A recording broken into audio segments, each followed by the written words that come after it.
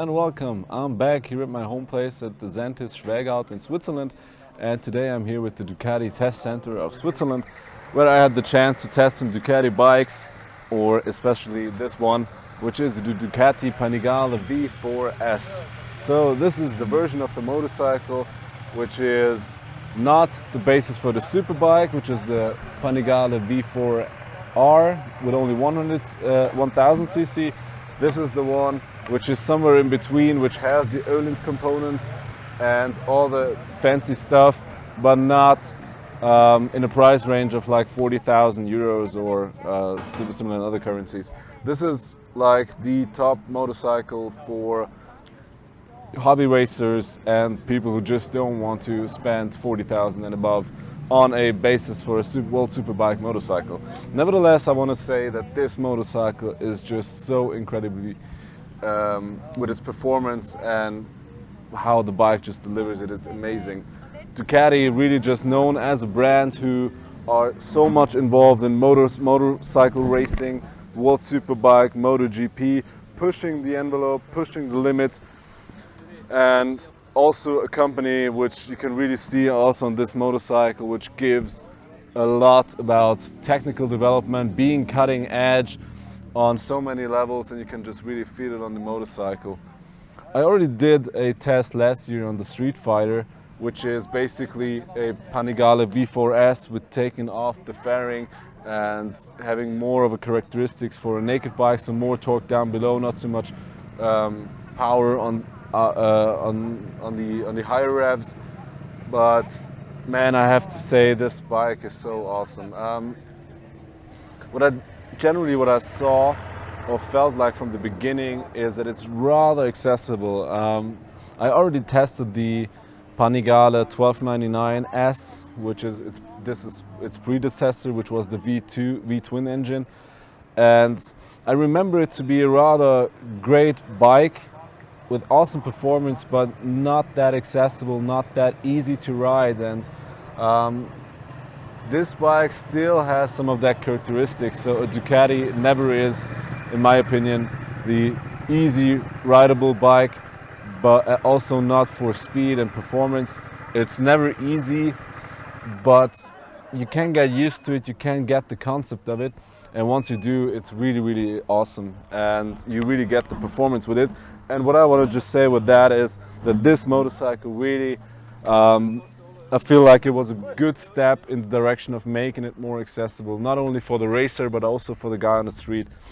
And like I said, there are other motorcycles, especially inline four-cylinder superbikes, which are much more accessible, but that's more also got to do with the nature of the motorcycle and with its architecture, which this is just really compact and has a V4 engine. And also just again what I said about the Street Fighter, this unique Ducati way of building up the motorcycle with, you see the swing arm is not mounted to any mainframe, it's mounted into the engine. You have a little subframe here. You have a little frame here on front carrying the front fork, and the engine is just a big part of the chassis itself, and that's just a unique thing. And you can just feel that the bike is it's not like a classic motorcycle, a classic superbike. Ducati always had their own way of doing it, their own style, and I have to say, like, for both on the street and from the racetrack, I would say, because of course I was not on the racetrack today, but I tried to push the bike as good as I could. The sensation is you have to be fit, you have to be in shape, you need to work on the motorcycle, but when you do, it delivers you great performance, and that is just a great thing. I would say the main thing which really fascinated me about this motorcycle is just the engine and its revs and how the power is delivered. It's really nice. You can, again, what I said in the Street Fighter, you can really feel the electronics working so well, so harmonic with the motorcycle. Everything seems to be in place, and it's rather easy to push the motorcycle. Again, I didn't have too much time to turn off everything or change the modes, but I tried to turn it off as good as I could, and you can still feel the bike interferes. But like I said, it's not a problem in the way of not making you fast. It's not hindering you, the electronics on this motorcycle. It's really making you faster, making you safer. But if, like I said, I don't know if you can flash the ECU or turn them off or something to really have all the fun, all the freedom, for example, as with other motorcycle manufacturers. But I mean, this is really critique on a high level. And definitely what I really liked about this engine is its revs, how high it just goes. And also I thought to myself, I could really feel that this this rev range the bike has would help you so much on the racetrack, because there are so many tracks where you have corners or sections where it's on the edge of which gear you want to take. And I'm rather in favor of having a wide rev range where you can just use the bike, use the throttle, not shift, and just cruise along, or I mean not cruise along but race along on its revs range, which this bike, I really have to say, this was the biggest benefit for me. Second on the list of great things is of course the suspension on this motorcycle. You can see here we have the Öhlins TTX with electronic suspension, and also on the front we have the Öhlins forks. I think this is the Nix forks, which are also electronically controlled. And I tried it on many evolutions of motorcycle manufacturers also, and I always have to say I really like electronic suspensions. I am in favor of those. There are some who don't like it, especially some racers who really just then go again to a static suspension. I yet have to experience a really good static suspension, which is just so accessible and nice as an electronic one is. And I just can say that I really like them. And also for this bike, they really work. On the big front here you can see the winglets. This was a feature which was in the beginning only on the V4R, so the superbike bases, and on the first V4S with 1100cc they did not have the winglets. Now they have them, I think since last year. I don't know, to be honest, how they worked and if they really kept the front down or gave me stability on the front, or it was the wheelie control I was not able to turn off, even though in the lowest setting. Nevertheless, it just works rather good in harmony, but I'd have to do really harder tests or racetrack tests to really get the feeling of the winglets. Nevertheless, this is also something some people don't like. I'm rather much in favor of them, because they just, I feel like, give you the stability on the motorcycle, not only keeping the front wheel down. And I would really wish to have them also in my Aprilia Tuono, because when I ride them on the racetrack, you have tracks like the Pannonia Ring or Rijeka where you have just bumps in the track where the front always comes up. I really have to go high front on the foot pegs, go in the front with my body, and I just lose time. And I feel like that winglets or this aerodynamic technology just really helps you out a lot to compensate this problem.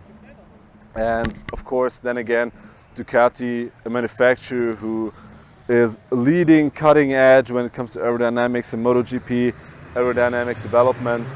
And from my guts, it just tells me that Ducati in the market are the ones who have the best aerodynamic package or aerodynamic development on the motorcycle whatsoever. So incredible. Also, what I like to point out here is that this really is, I think, the bike which comes closest to a MotoGP motorcycle from how you as a private person can buy. The engine is directly developed from a MotoGP engine. So Ducati for a long time had the V-twins for the superbikes, but then switched to the V4 engines, and still this is an engine and a concept they were racing on for many years, as long as they're in MotoGP, and you can just feel that this concept is really developed, evolved. All the packages is in so great harmony with it. What you have to say is that it is kind of different than a MotoGP bike because, like I said from the beginning, the frame is different. You don't have a classic motorcycle frame. You have a single-sided swing arm, which is, I think, also rather unique in the superbike world. Maybe MV, Agusta, but they don't have superbikes anymore. It's just, from my head now, I can only think of Ducati having the single-sided swing arm, which of course looks rather cool from technology concept or from the stiffness concept. Or I personally, I'm not a big believer in them. I think they look great. I would never want to have a Ducati have a conventional swing arm, especially on the superbikes, because they just have this heritage to it. But just from my technical experience, I'm not too much in favor of those. Or my gut feeling tells me that this concept is not as elegant as just from a technical point as a conventional swing arm. What you also want to see here are the Marcassini forged rims. So this is what makes the V4S more special than the regular Panigale V4. You have the forged rims, you have the Öhlins electronic suspension, and maybe some electronic features, which I don't know at this point. The last but not least, my only drawback on this motorcycle, I have to say, were the brakes on the front. So you have a rather conventional Brembo radial brake pump. I mean, this is a standard component, and I feel like a brand like Ducati should maybe go for more of those racing brake pumps. And the calipers you see are the Brembo Stilema brakes, which are supposed to be rather good. To be honest, these are the first ones I rode or tested. I just felt that the engine is really capable, so strong, so potent, but just the brake was not in harmony with it. I felt it was not aggressive enough for me, did not have enough bites, I did not have the feeling that I could just brake in really hard, or have the security of knowing that if I have to, I can brake in really hard. I did not feel that with this. But then I have to say again that I'm usually riding race brake pads, and it's super possible that if you upgrade the brake pads to race brake pads or just ones with more bite, you will eliminate the problem whatsoever. And maybe if you invest in a better brake pump, then the problem is gone, completely gone. So that, like I said, something I cannot give an opinion on, not having checked that. So those were my impressions on the bike. I really hope you liked this video. If you did, give me a like, maybe subscribe to my channel. I'm planning on doing more videos now again. Summer is coming out, and yeah, like I said, it's always not easy for me to get these tests because I have to do it in my private time. I have to look out for chances like these. But if you are interested in this motorcycle, check out Ducati Switzerland or your local Ducati dealer and check out this motorcycle because it's definitely worth it. So this is V4 Maniac here from Switzerland. Cheers.